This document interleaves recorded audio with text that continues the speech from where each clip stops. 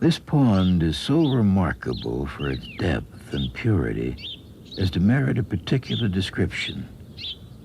It is a clear and deep green well, half a mile long and 1.75 miles in circumference, and contains about 61.5 acres. A perennial spring in the midst of pine and oak woods, without any visible inlet or outlet, except by the clouds and evaporation. Walden is blue at one time and green at another, even from the same point of view. Lying between the earth and the heavens, it partakes of the color of both.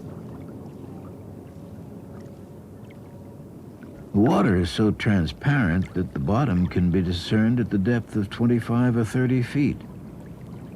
Paddling over it, you may see many feet beneath the surface the schools of perch and shiners. The shore is composed of a belt of smooth, rounded white stones, like paving stones, excepting 1 or 2 short sand beaches, and is so steep that in many places a single leap will carry you into water over your head, and were it not for its remarkable transparency, that would be the last to be seen of its bottom till it rose on the opposite side. Some think it is bottomless.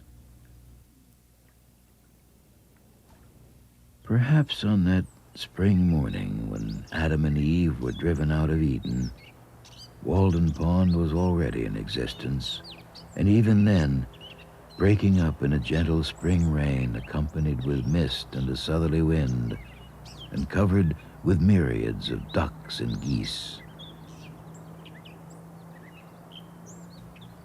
The pond rises and falls, but whether regularly or not, and within what period, nobody knows, though as usual, many pretend to know. This rise and fall of Walden at long intervals serves this use at least. The water, standing at this great height for a year or more, though it makes it difficult to walk around it, kills the shrubs and trees which have sprung up about its edge since the last rise, pitch pines, birches, alders, aspens, and others, and falling again, leaves an unobstructed shore. For unlike many ponds, and all waters which are subjected to a daily tide, its shore is cleanest when the water is lowest.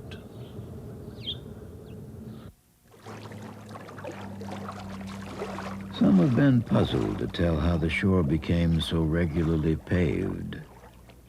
My townsmen have all heard the tradition that anciently the Indians were holding a powwow upon a hill here, which rose as high into the heavens as the pond now sinks deep into the earth, and they used much profanity, as the story goes, though this vice is one of which the Indians were never guilty. And while they were thus engaged, the hill shook and suddenly sank, and only one old squaw named Walden escaped, and from her the pond was named. When the hill shook, these stones rolled down its side and became the present shore. A lake is the landscape's most beautiful and expressive feature. It is Earth's eye, looking into which the beholder measures the depth of his own nature. The fluviatile trees next the shore are the slender eyelashes which fringe it, and the wooded hills and cliffs around are its overhanging brows. Standing on the smooth, sandy beach at the east end of the pond in a calm September afternoon, whence came the expression, the glassy surface of the lake, it is like molten glass, cooled but not congealed, and the few motes in it are pure and beautiful, like the imperfections in glass. In September or October, Walden is a perfect forest mirror, sky, water. It needs no fence. Nations come and go without defiling it. It is a mirror which no stone can crack, whose quicksilver will never wear off, whose gilding nature continually repairs. No storms, no dust can dim its surface ever fresh.